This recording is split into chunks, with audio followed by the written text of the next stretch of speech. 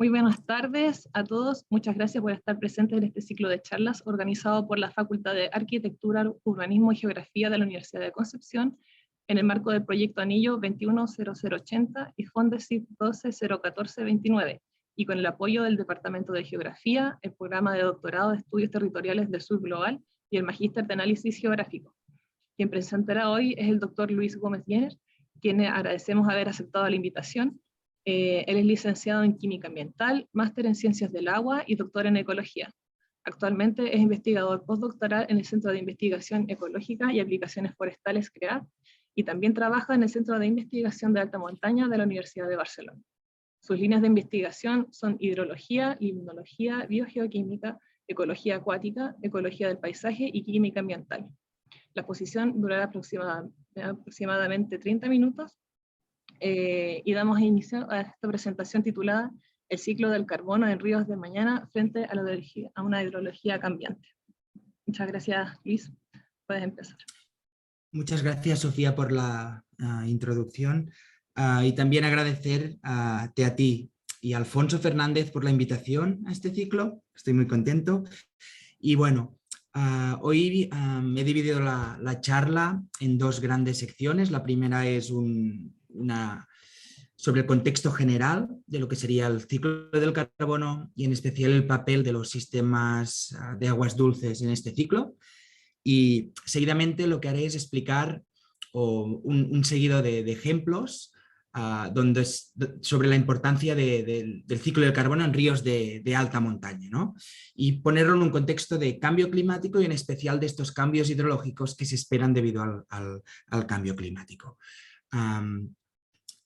Os dejo aquí mi correo electrónico y mi Twitter, mi nick en Twitter, porque habrá muchas cosas, saldrán preguntas, igual no podré responder hoy, pero aquí las tenéis por si queréis contactar conmigo, ¿de acuerdo? Durante la charla también propondré en alguna de las secciones como recursos adicionales, tipo libros, otros artículos de lectura, si vosotros queréis hacerlo. Venga. Empezaré la charla hablando del ciclo del carbono, como os he dicho, ¿no? Del ciclo global del carbono. ¿Qué es lo que os viene a la cabeza cuando hablamos del ciclo global de carbono? Bueno, ahora no os puedo ver, pero seguramente es CO2, ¿no? CO2 en la atmósfera y este crecimiento que se está observando desde todo el Holoceno, como podéis ver en el gráfico de la izquierda, pero en especial en los últimos años, ¿no? Como podéis ver en el gráfico de la derecha, desde 1960 hasta el 2020 ha habido esta subida en las concentraciones atmosféricas de dióxido de carbono y es lo que atribuimos principalmente este cambio global, ¿de acuerdo? Pero el ciclo del carbono va más allá, ¿no? El carbono no solo es CO2, el carbono son otras formas, otros elementos, y el carbono no solo cicla en la atmósfera, también cicla en otros compartimientos terrestres como la hidrosfera, la geosfera o la biosfera, ¿no? Y, por ejemplo, ahora os pondré unos ejemplos, ¿no? Sabemos que el CO2 es importante en la formación de biomasa, biomasa terrestre, cuando se adquiere de la atmósfera, por ejemplo, los árboles, ¿no? Los bosques. También es importante porque esta biomasa se puede respirar y se puede obtener energía en los procesos de descomposición, por ejemplo. Esto pasa en el sistema terrestre y también pasa en el sistema, en los océanos, ¿no? Aquí veis ejemplos de microorganismos, macroorganismos y todo tipo de organismos, ¿no? Veis aquí una cosa importante es que en estas conceptualizaciones del ciclo del carbono aparecen la atmósfera, el sistema terrestre y los sistemas acuáticos, pero como océanos. Esto es un tema muy importante que resaltaré más adelante, ¿no? Estos tres elementos, pero no aparecen las aguas dulces, ¿no? Y si vamos a los números, un poco más a los flujos y a las existencias de este carbono, ¿no? Con estas flechas, estos reservorios y tal, vemos que, por ejemplo, en estos primeros esquemas del 1990 en el IPCC, no aparece ningún flujo que vaya o salga de las aguas continentales, por aquí, ni tampoco no se habla de ningún reservorio, ¿no? Ninguna cantidad de carbono que está transportada o dentro de estos sistemas acuáticos continentales, como pueden ser embalses, lagos, ríos o lo que sea, ¿no? Aquí pongo Aracahuana, es la única lupa que encontré para señalizar este punto, ¿no? Y el tema es que, aunque no aparezcan, sabemos que estos sistemas son muy importantes en el ciclo del carbono, porque son realmente reactores en el paisaje, ¿no? Esta es, por ejemplo, una imagen de un río, el ventos de un río, la parte de encima de los sedimentos fluviales, y podemos ver que hay muchos procesos ocurriendo, ¿vale? Y el río, al ser un sistema abierto con muchos intercambios entre la atmósfera y el tema de la advección del agua, hace que estos procesos se aceleren, porque nunca hay limitación, en la mayoría de casos no hay limitación de nutrientes, ¿no? Nutrientes que sirven como nitrógeno, fósforo para la producción primaria, posterior respiración, tenemos entrada de material terrestre, es decir, un sistema que le llamamos reactor, ¿no? Pero no está incluido, ¿no? Esos ecosistemas de aguas dulces no están incluidos en los ciclos generales de carbono, ¿no? Otra vez pongo el IPCC, hasta que en 2013 finalmente, y debido al gran número donde se direccionaban estos flujos como muy importantes en la parte de aguas continentales, pues se incorporó estos ecosistemas en el ciclo global, ¿no? del carbono. Aquí podéis ver por qué son importantes los sistemas de aguas dulces. ¿Por qué?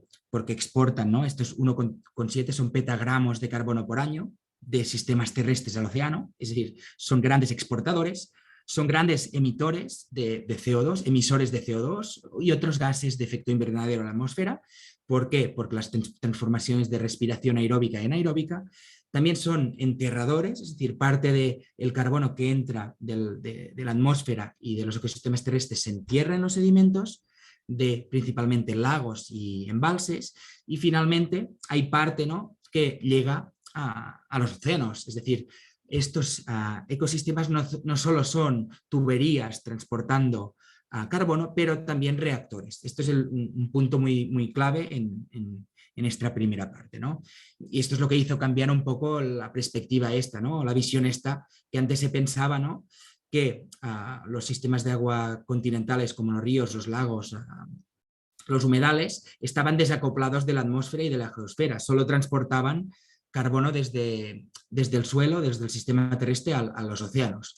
Pero la nueva perspectiva y la actual, ¿no?, donde se está trabajando, es que no, estos son sistemas que ciclan, ¿no?, con la atmósfera, con los océanos, con la geosfera y con el sistema terrestre. Es decir, son sistemas mucho más integrativos, ¿no? Ahora estamos, como os he guiado un poco a través del IPCC, en 1990 no se identificaban esos sistemas como reactores, en 2013 entran debido al gran número de estudios que los señalan, y finalmente, ¿dónde estamos ahora, ¿no? Presente. Pues lo que se ha hecho en estos últimos años es intentar reducir primero la incertidumbre en los flujos, ¿no? Por ejemplo, han habido estimas de emisiones de gases de CO2 de estos sistemas acuáticos continentales, por ejemplo, en el Amazonas, estimas globales, por ejemplo, este ejemplo de Pete Raymond y colaboradores, se ha ido en esta dirección. Por ejemplo, este artículo de Borges y colaboradores incluyó las emisiones de CO2 y metano en los ríos africanos, que son muy importantes en extensión. Entraron también las estimas desde embalses y pequeños sistemas acuáticos, las emisiones del Amazonas, también entró estimas más buenas del enterramiento, este artículo de Mendoza y colaboradores. Es decir, se ha ido a esta dirección, y como podéis ver, las estimas de la importancia del carbono en masa han subido desde 0 a 5. Es decir, que las últimas estimas del carbono que se exporta a través de ríos de forma global ha subido a 5 petagramos, que ahora no tengo el gráfico, pero esto es más que las emisiones, por ejemplo, anuales de toda China, de toda la industria china, por ejemplo, ¿no?, para ponerlo en un contexto, ¿no? Pero lo que es importante, ¿no?, es que por mucho que se han hecho muchos estudios, uno de los temas que aún no aparece en las estimas ni en los conceptos, ahora estamos revisando con un colega de Suiza todas las estimas, ¿no? Las entradas de carbono, las salidas hasta la atmósfera en forma de CO2 y metano, el enterramiento y el exporte a los océanos. En todas estas estimas, como podéis ver a la derecha, no aparecen los ríos de alta montaña, no aparecen los sistemas acuáticos de alta montaña. Es decir, no sabemos si es porque son sistemas remotos, son inaccesibles. Hay muy poca información en estos sistemas de alta montaña, ¿no? Y por lo tanto, los conceptos que se basan en todas estas estimas empíricas son muy limitados a nivel de incorporar estos ecosistemas, ¿no? Este, por ejemplo, es un concepto clave de Erin Hotchkiss y colaboradores en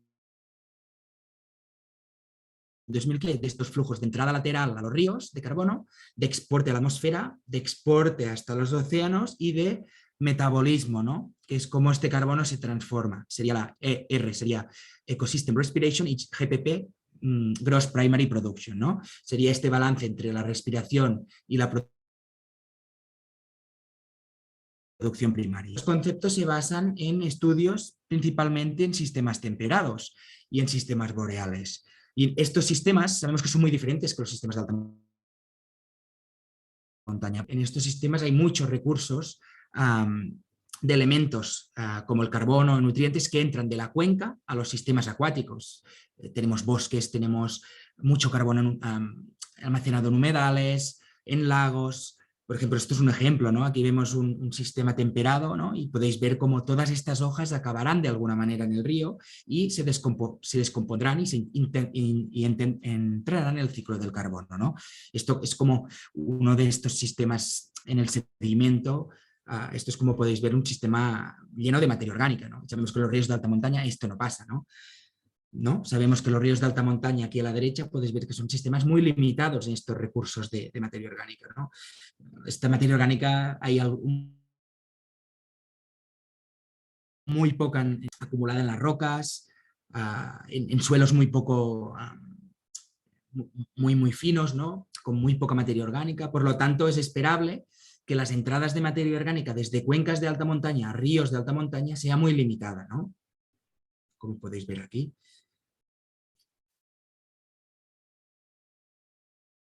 Aquí estamos. Aparte, ¿no? Aparte de estos recursos que entran, de estos elementos que entran de la cuenca, también sabemos que estos ríos son unos ríos con unas condiciones muy extremas. Son ríos que tienen glaciares, entra mucha agua con sedimento, mucha erosión, ¿no? Aquí hay dos ejemplos, uno en Noruega y uno en el morado, donde podéis ver lo energéticos que son estos ríos. Por lo tanto, la oportunidad para procesos de descomposición, por ejemplo, de que las bacterias puedan promover estos procesos es muy limitada, ¿no? Es decir, estoy dando ejemplos para que veáis lo diferentes que son estos ecosistemas comparados con ecosistemas temperados, ecosistemas boreales o ecosistemas en otras regiones, ¿no? Pero por mucho que sean tan diferentes, no están entrando en los conceptos. Otro elemento muy importante es que los sistemas de alta montaña, no solo aguas continentales, pero lo que sería la extensión de estos ecosistemas es muy importante. Ocupan un 25% de la superficie terrestre, ¿no? Y son muy heterogéneos, ¿no? Podemos encontrar, a ver, aquí por ejemplo, ¿no? Sistemas de montaña cubriendo gradientes muy anchos, ¿no? Por ejemplo, mirar aquí en Sudamérica, ¿no?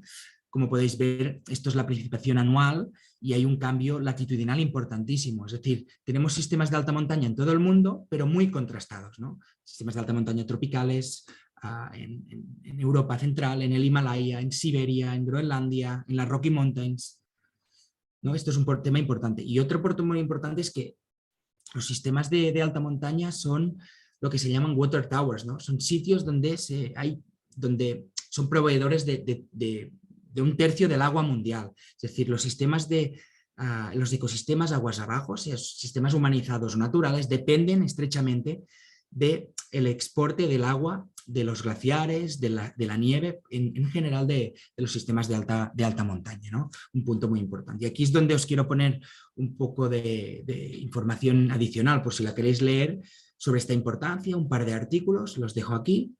Y también es muy importante un material mucho más simple de digerir, mucho más apto para gente no especializada, que es el material que tienen en la Fundación Kilian Jornet, ¿no? Que ahora están trabajando en este tipo de elementos para entender el cambio climático en alta montaña. De acuerdo, ¿no? Otro elemento importante que es lo que abre un poco las puertas a la charla de hoy es la alta sensitividad de estos sistemas de alta montaña al cambio climático, ¿no? Y esto se basa en lo que es the Elevation Dependent Warming Concept, ¿no? Sabemos que como más arriba en altitud, más efecto tiene el cambio climático, ¿no? Y esto se expresa en diferentes elementos de estos sistemas de alta montaña. Primeramente los sistemas terrestres, ¿no? A la izquierda tenemos el que sería el presente o el pasado reciente, 10, 20 años, y a la derecha lo que sería un futuro próximo, ¿no? Podemos ver que se sabe, ¿no?, por estudios, que la línea de árboles está aumentando, ¿no? Hay el greening, que se llama, muchos más árboles, mucha más disponibilidad de materia orgánica en los bosques. También sabemos que hay un retroceso de los glaciares, ¿no? Las dinámicas de nieve están cambiando, los glaciares están retrocediendo, ¿no? Tenemos menos exporte de agua debido a este cambio climático. Y todo esto conlleva a un cambio en las dinámicas hidrológicas, ¿no? En la manera como el agua se transporta desde alta montaña a sistemas bajos.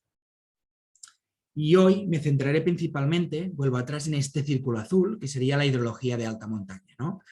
Y me centraré en dos aspectos. Ahora voy a hablar de varios aspectos, ¿no?, que están cambiando debido al cambio climático en estos hidrogramas, pero luego me centraré en un par, ¿no? El primero, que hablo hoy pero no me centraré, es que están cambiando las dinámicas de fusión de nieve, ¿no? Sabemos que está nevando diferente, que está nevando menos, y como mínimo sabemos que en sistemas de alta montaña de baja altitud, los días que hay cubierta de nieve anuales son mucho más reducidos. Sabemos que cada año se están perdiendo 5 días en los que hay nieve en los sistemas de alta montaña. Esto también lo que hace es que la fusión de nieve, esto es un hidrograma, esto es caudal desde 2008 a 2018 en un río, el pico de esta fusión de nieve está cada vez avanzando más en la primavera. Esto sería para un río en los Pirineos. Lo segundo que se está viendo es que debido al retroceso glaciar y a esta fusión de nieve, se está viendo que se está avanzando hasta lo que sería un exporte de agua mucho más a final de temporada, ¿no? Esto dependerá del estado en que esté el glaciar, ¿no?, en el peak water, que luego explicaré, es decir, si el glaciar es grande o pequeño y dónde está en el tiempo respecto a la última glaciación, pero es muy importante también para entender la hidrología de estos sistemas, ¿no? Ahora os lo explicaré con más detalle. Y por último, otro elemento muy importante es esta intermitencia hidrológica, ¿no? Los hidrogramas cada vez son menos estables y son mucho más, tienen muchos más picos de caudal, ¿no? Y esto es debido a que hay fenómenos de fusión de nieve y de hielo mucho más antes de la primavera, ¿no?, durante invierno, y también sabemos que cada vez los eventos de precipitación, de lluvia, son mucho menos constantes y crean estos picos puntuales de precipitación aquí, como podéis ver, en verano. Esto también para un río en el Pirineo, ¿no? Voy al primer caso que hablaremos hoy, que sería el cambio de las dinámicas glaciares, ¿no?, de exporte glaciar. Esto es un ejemplo de dos ríos que están muy cerca, como veis en la foto. Uno es un río glaciar, el otro es un río que drena agua subterránea, y como podéis ver, ¿no?, primero tenemos un pico de nieve, de la fusión de nieve, que afecta a los dos, tenemos una dinámica casi simétrica, pero lo que hace el glaciar es mantener el caudal durante estos meses de verano en los Pirineos, ¿no? Estamos a latitudes por encima de 0, ¿de acuerdo? Esto lo tenéis que tener en cuenta, ¿no? Y lo que es muy importante es que, lo que os decía, ¿no?, esto es un ejemplo muy bueno del IPCC, donde muestra la idea de peak water, ¿no? Sabemos que los glaciares se están fundiendo, pero cada glaciar es un mundo y cada zona es un mundo. Y aquí, si vamos a escala de décadas, podéis ver, ¿no?, en azul, esta columna de arriba de azul, podéis ver la evolución, ¿no?, del exporte de agua de los glaciares desde el pasado hasta el futuro, ¿no?, hasta un punto crítico que se llama glacier peak water, ¿no?, que es el momento en que el glaciar ya exporta menos agua que en los momentos pasados, ¿no? Es decir, si tenemos un río situado, por ejemplo, en esta zona de aquí, podéis ver mi puntero, ¿no? En esta zona de aquí, vale, estaremos un momento antes del peak water, ¿no? Esto quiere decir que el aporte de agua desde el glaciar es muy alta, pero Cuando el glaciar llegue a un momento en que ya no puede aportar más agua, bajaremos a condiciones como estas de aquí, hasta el momento que el glaciar, lo que decimos, morirá, ¿no? Y por tanto el exporte de agua al glaciar será mínima comparada con el exporte de agua de fusión o de lluvia o de agua subterránea, ¿no? Y lo que es importante es que cada glaciar tiene su dinámica de peak water, que llamamos, ¿no? Aquí os he puesto el ejemplo de décadas, pero esto también afecta a la dinámica estacional, ¿no? En verano sabemos que el aporte de agua del glaciar será máxima, porque será el momento de máxima fusión. Y también afecta a las escalas diarias, ¿no? Sabemos que durante el día, con la insolación, se fundirá más agua que durante la noche. Y aquí hay algunos ejemplos, ¿no?, de lo que sería el peak water en esta escala de años, ¿no? Por ejemplo, el primer ejemplo es low latitudes. Esto sería un ejemplo que correspondería a sistemas, sistemas tropicales que están cerca del Ecuador. Y como podéis ver, en muchos de ellos, ¿no?, aquí tenemos el 2000, el peak water ha pasado, es decir, son sistemas que año tras año están exportando menos agua de los glaciares. Y parece que el peak water, ¿no?, esto en los diamantes son estudios y lo otro son predicciones, ¿no? Estoy a la izquierda ahora. El peak water se prevé y ha pasado, de hecho. Es decir, son sistemas que se están muriendo, glaciares que se están muriendo. Si vamos a la zona de los Pirineos, ¿no?, Central Europe, Cáucaso, parece que ahora estamos en la zona del peak water, ¿no? Pero cada glaciar es diferente. Aquí las barras más azules indican glaciares grandes, mientras que los glaciares pequeños son los que están con las barras azules más flojo, ¿no? Y el ejemplo del Southern Andes, que esto serían los glaciares chilenos, podemos ver que la mayoría son grandes y el peak water se espera como mínimo en la predicción con un RCP 2.6 para los años 2040, 2060, ¿vale? Para la otra predicción un poco más tarde, pero de alguna manera se prevé que los glaciares morirán en 100 años, ¿no?, podríamos decir. Por tanto, el aporte a los ríos será mínimo a medida que nos acercamos a estos 100 años. Y esto también son lecturas adicionales, un artículo donde pone un ejemplo del glaciar Juncal y un río en el Himalaya, y este atlas que es muy interesante sobre los glaciares andinos, que no sé si lo conocéis, pero es muy, muy interesante. El otro tema muy importante que hoy hablaré es sobre la intermitencia. Y la intermitencia hidrológica, ¿no? Sabemos que en momentos del año los ríos de alta montaña se pueden secar, ¿no?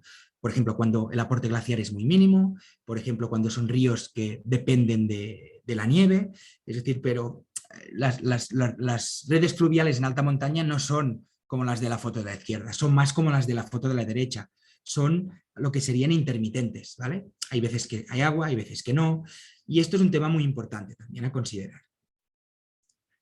Por ejemplo, estos son ejemplos en uno de los glaciares que es de juguete, pequeñito, en los Pirineos, glaciar del Monte Perdido. Podéis ver que cuando se apaga el glaciar no hay agua, ¿no? Se combina que hay mucha evapotranspiración en la cuenca y poca agua que baja del glaciar, pues los ríos se secan. Y este es otro ejemplo en el Volcán Mocho, ¿no?, que durante mi visita este invierno pude constatar, ¿no? Otro río que se seca, ¿no?, ríos temporales. Importantes en la alta montaña y los grandes desconocidos. Y lo que intentaré hoy es conectar, veo que voy un poco mal de tiempo, es estos dos fenómenos que conllevan a un cambio hidrológico, que serían la fusión de los glaciares y la intermitencia hidrológica, con el ciclo del carbono, ¿de acuerdo? Y con el ciclo del carbono en alta montaña. Es decir, cómo estos dos elementos afectan la manera como el carbono se transporta, pero también se procesa, se metaboliza en ríos de alta montaña. A partir de ahora entraré en esta segunda fase de la charla, donde hablaré de ejemplos en concreto, ¿no? Y para esto tendría que primero dar las gracias a todo un equipo de colaboradores, instituciones varias y personas varias que me han ayudado o son autores de los estudios que hemos publicado, ¿no? Entre ellos todos los colegas de la Universidad de Concepción que estaron con nosotros y nos ayudaron este verano en Chile, ¿no? Estuvieron algunos de los glaciares ayudándonos a sacar muestras. Y nuestros estudios se basan principalmente en dos aproximaciones metodológicas. La primera es en medidas con sensores autónomos. Lo que hacemos nosotros es instalar sensores que pueden leer de forma automática y los conectamos a través de satélite o conexión 4G y podemos ver lo que está pasando. Son sensores que ponemos en el río y miden todos estos parámetros, ¿no? Esto nos permite entender dinámicas de transporte y proceso de carbono a una escala muy temporal, muy pequeña, y por tanto ver dinámicas que si tú tuvieras que ir a campo cada mes, por ejemplo, no obtendrías, ¿no? Por lo tanto, es un elemento muy importante para, de alguna manera, informar a estos conceptos actuales que no tienen estas características. Esto es como un poco como son nuestras estaciones. Estos son ejemplos en una de las cuencas que trabajé en Suiza. Como podéis ver, diferentes estaciones, los ríos son de este tipo. Y este es un ejemplo en una de las cuencas en el Pirineo. Una de las cosas que hacemos es intentar que estos sistemas automáticos de sensores sean homemade, ¿no? Los hacemos nosotros. Intentamos comprar elementos muy, diríamos, baratos, es decir, los componentes primarios, y hacemos las conexiones, las placas, los sensores, lo conectamos todo para que sea programario, hardware y software, open source, es decir, apto para toda la gente, y también el programa, es decir, todos los códigos de programación que hacen funcionar estos sensores que también sean libres, ¿no? Aptos para todas las personas, investigadores. Aquí es un ejemplo de unas medidas de CO2 que hicimos en el suelo. Y estos sensores los ponemos de una forma estratégica en las cuencas, ¿no? Intentamos capturar esta variabilidad en cubierta de glaciares, ¿no? Lo que intentamos hacer con estas redes es cubrir, utilizar el espacio, la transformación espacio-tiempo, ¿no? Utilizamos el espacio, diferentes cubiertas glaciares, para intentar entender diferentes momentos en el tiempo de glaciación y efectos sobre los ríos, ¿no? Esto es un ejemplo de cubierta glaciar. Y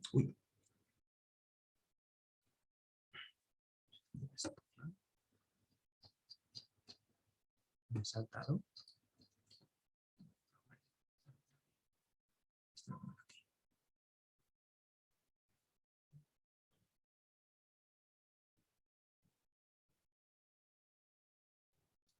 ¿Veis la presentación ahora? Ahí se ve.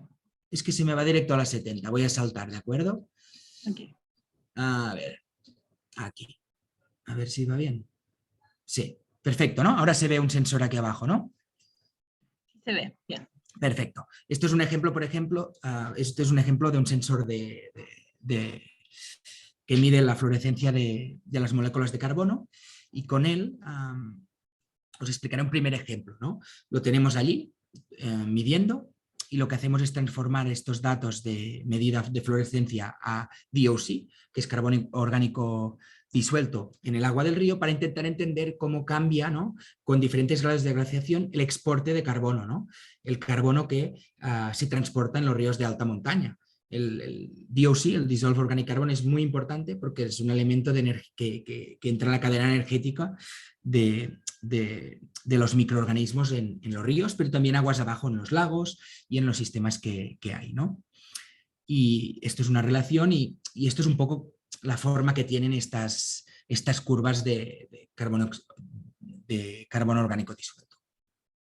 Lo que es importante, ¿no? Este es el gradiente, abajo tenéis los ríos glaciares, arriba los que no son glaciares, y lo que os decía, ¿no?, utilizamos este gradiente de glaciación para entender qué pasará, ¿no?, cuando los ríos tengan menos presencia de glaciares en su parte alta de las cuencas, ¿no? Y aquí hay todas las dinámicas. Podéis ver, por ejemplo, en amarillo, los ríos que ya no tienen glaciar o tienen muy poco, tienen unas dinámicas mucho más variables, con mucho más exporte de carbono que los ríos glaciares, ¿no? Pero lo que es muy importante aquí, que lo sumarizo en esta figura, es que abajo, aunque los ríos glaciares exporten mucha más agua, ¿no?, este es un ejemplo de la mediana de runoff, de exporte de agua anual, exportan mucho menos carbono comparativamente que los ríos no glaciares, como podéis ver aquí, ¿no?, que tiene un runoff de 88, pero exportan mucho más carbono. Es decir, si vamos si tenemos esta dirección, que los ríos glaciares se transformen en no glaciares, lo que tendríamos es que se exportará mucho más carbono, habrá mucho más carbono disponible para los sistemas acuáticos que recibirán estas aguas, ¿no?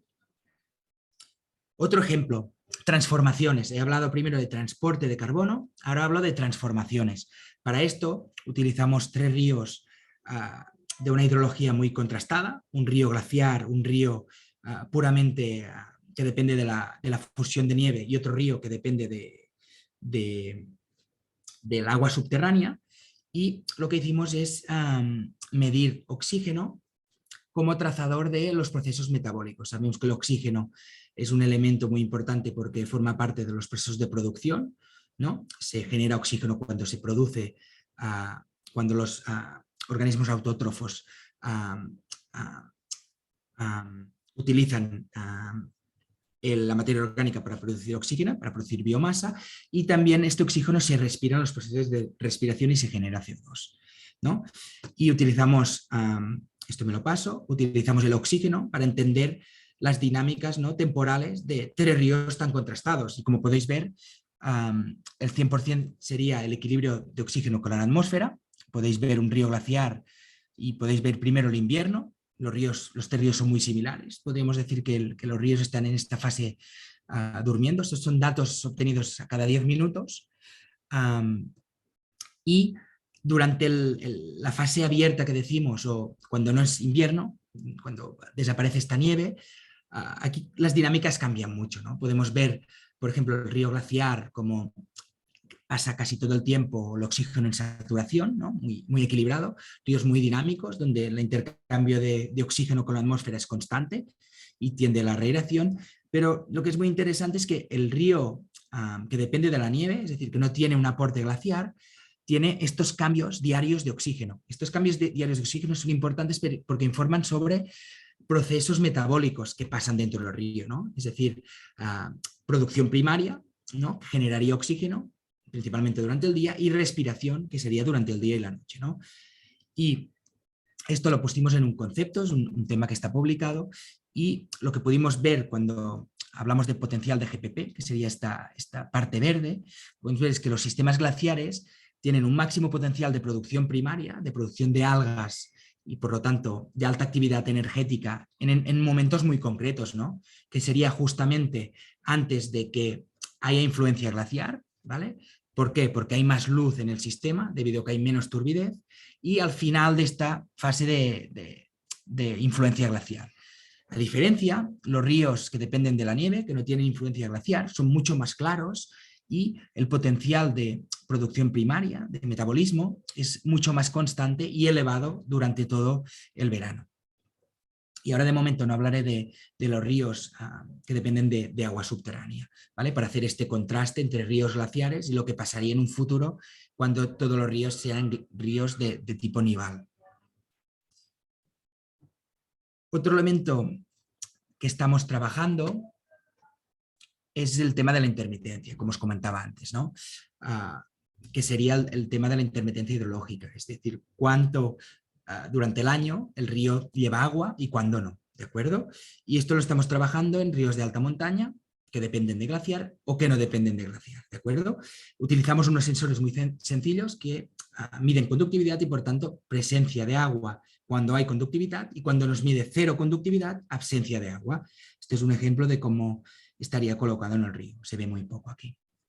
Y lo que obtenemos al final son los regímenes de intermitencia que nosotros decimos, ¿no? Aquí podéis ver en este eje el tiempo, ¿no? Julio a junio, sería un año, y el color indica cómo de permanente o de no permanente, ¿no?, si hay agua o no hay agua en el río. En azul tendríamos que no hay agua, y en rojo que hay agua o que hay mucho caudal o caudal con una conductividad diferente, ¿no? Y podemos ver que a medida que subimos en este eje de intermitencia o no intermitencia, podemos ver que los ríos de más aquí son ríos que se secan, ¿no?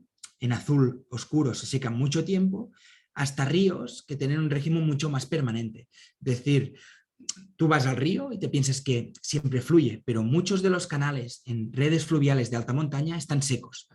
Y esto es muy importante porque esto conlleva cambios en la manera como se transporta el carbono, porque realmente cuando no hay agua hay mucho poco transporte, todo pasa en la parte de este lecho seco, ¿no? Todo se para, pero también es muy importante la manera como se transforma este carbono, ¿no?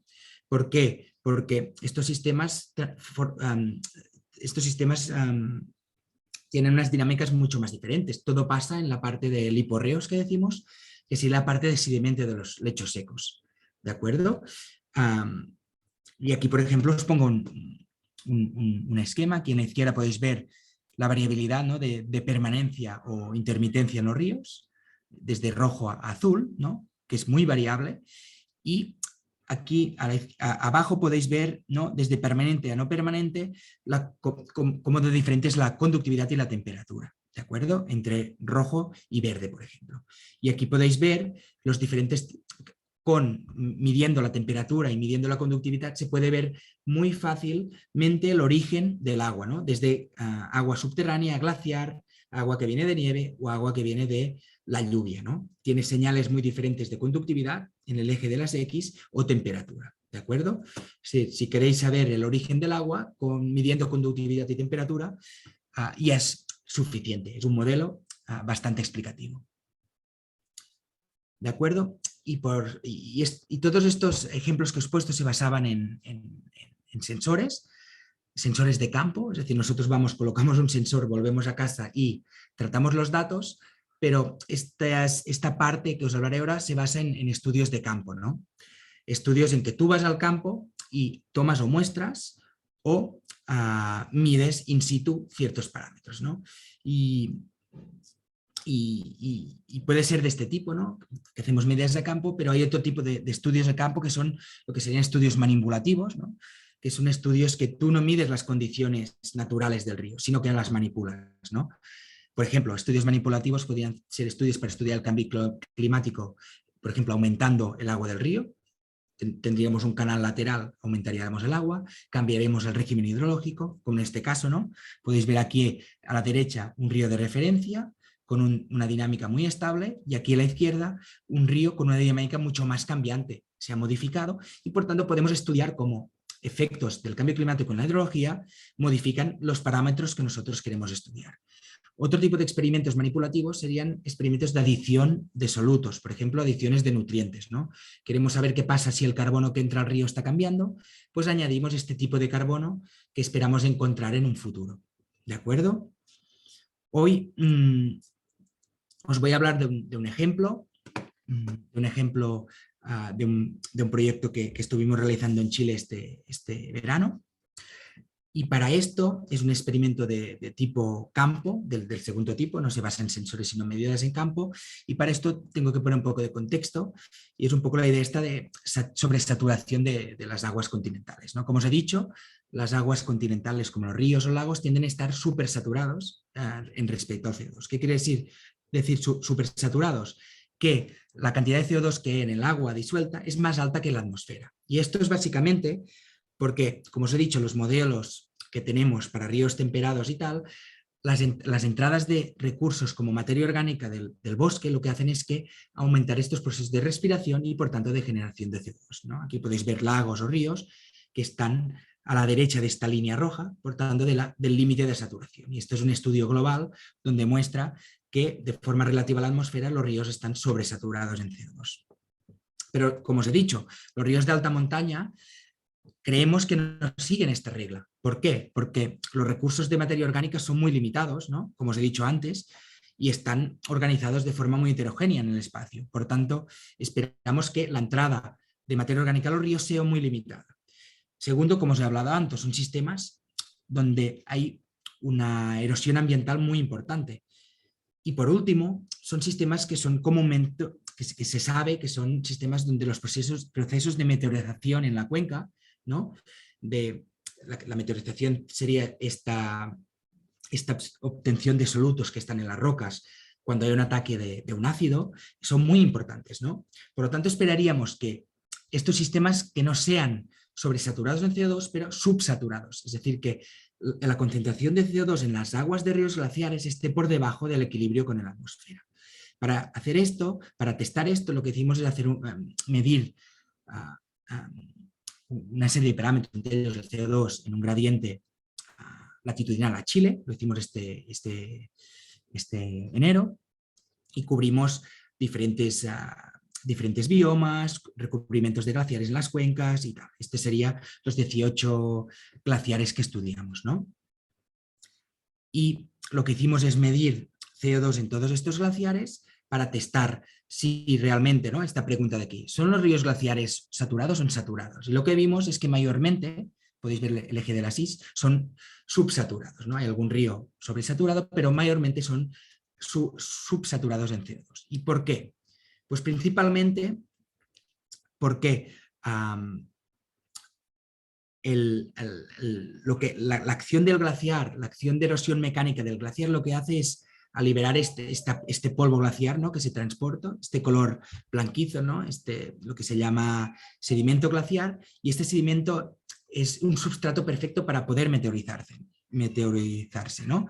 Y esto lo medimos con turbidez y podemos ver que a medida que aumenta la turbidez, disminuye la saturación de CO2, ¿no? Testando un poco. Y lo que es importante es que dependiendo de las rocas que se están exportando de los glaciares, la capacidad de meteorización es más o menos elevada, como podéis ver aquí. Y esta observación es parecido a lo que esperaríamos según los modelos, ¿no? Y aquí, como podéis ver, no solo esta meteorización no solo conlleva a que se esté capturando CO2 en estos ríos glaciares, pero que se esté liberando carbonatos y bicarbonatos y otros solutos como sodio, sulfato y otros elementos. Lo que también estudiamos nosotros es si esta señal de los glaciares se transportaba aguas abajo o no, porque dependiendo de la acción esta de meteorización esperaríamos diferentes dinámicas a los ríos aguas abajo, ¿no? Y para testar esto, lo que hicimos es medir desde el glaciar hasta 10 kilómetros aguas abajo, ¿no? Y vimos diferentes dinámicas en los glaciares que estudiamos. Había glaciares que, como podéis ver aquí en color negro, círculos negros, mantenían esta subsaturación, y esto era en casos donde teníamos una litología de carbonatos y eran sistemas hidrológicamente muy activos, es decir, había un transporte de sedimentos desde glaciares hasta aguas abajo que no paraba, no había limitación en los substratos para meteorización, y ambientes muy uniformes, ¿no? Como podéis ver aquí, no habían entradas de aguas laterales ni nada. También os enseño aquí un ejemplo de ríos glaciares en que había un cambio de subsaturación en negro a sobresaturación.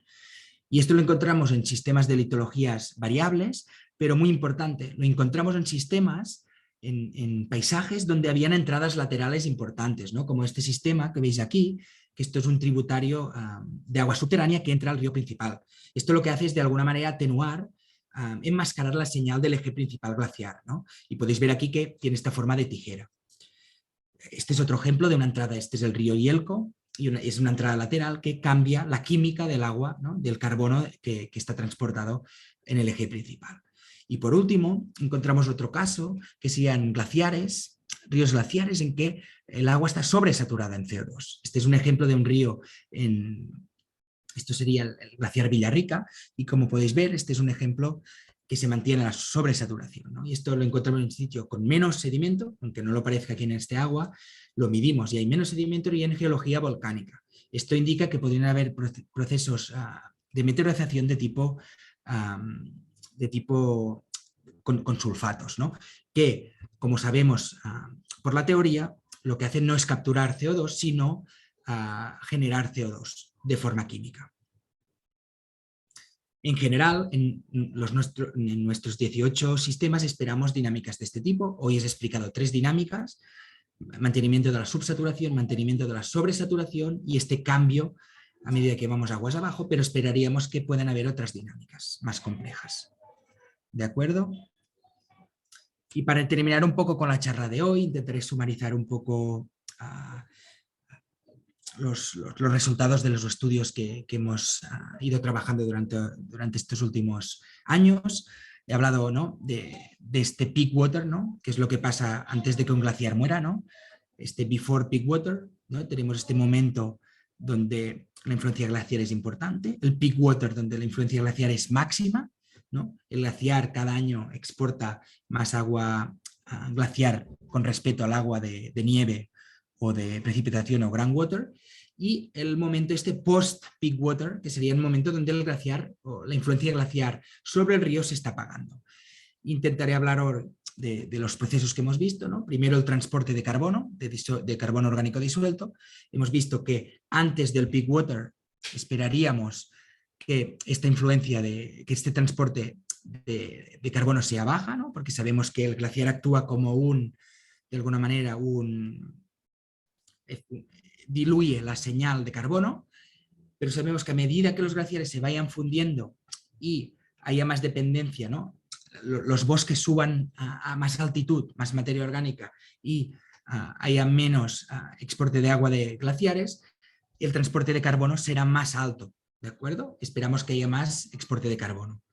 En cuanto a la metabolización de este carbono, ¿qué pasa dentro del río, ¿no? Primero, qué es lo que entra, luego lo que pasa en el río. Esperaríamos también que antes del pico glaciar haya menos procesos metabólicos debido a esta gran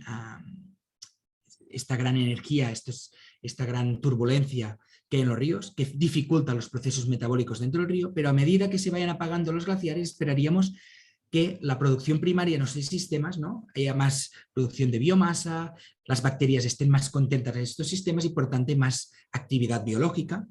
Y por último, los procesos geoquímicos, ¿no? De meteorización. Esperaríamos que como más influencia glaciar, más procesos geoquímicos, pero a medida que estos procesos geoquímicos, a medida que el glaciar disminuya, la influencia disminuye, esperaríamos que haya menos influencia de procesos geoquímicos. Al final, lo que esperaríamos es un modelo completamente diferente a los modelos actuales. Esperaríamos que los sistemas glaciares antes del peak water se comportaran como sistemas dominados por la geoquímica, lo que serían sistemas no dominados por la biología, por la biogeoquímica, pero a medida que los glaciares se mueran, esperaríamos que estos sistemas actuaran con que los procesos biogeoquímicos, menos geológicos, pero más biológicos, actuaran, ¿no? Hasta sistemas, lo que diríamos, más verdes, ¿no? Ciclos más verdes de producción primaria. Y con esto terminó la charla de hoy y no habrá preguntas, o sí.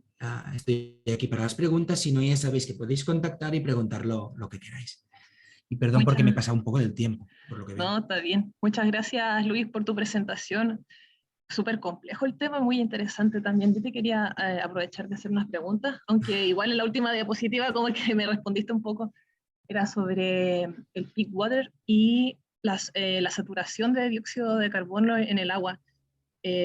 Que por lo que entendí, entonces iría aumentando, o sea, el transporte de CO2 aumentaría también justo con el derretimiento y el aporte de agua de los glaciares, pero ¿y qué tal la saturación del CO2? ¿O es lo mismo? Sí, a ver, el tema es cómo lo medimos, ¿no? Porque nosotros cuando estás en el agua mides saturación porque sería relativo respecto al 100%, que sería el límite atmosférico, ¿no? Como os contaba antes. Y la saturación marca el transporte, ¿de acuerdo? Es decir, si tú estás por encima de la saturación, más del 100%, esperarías que haya transporte de CO2, ¿de acuerdo?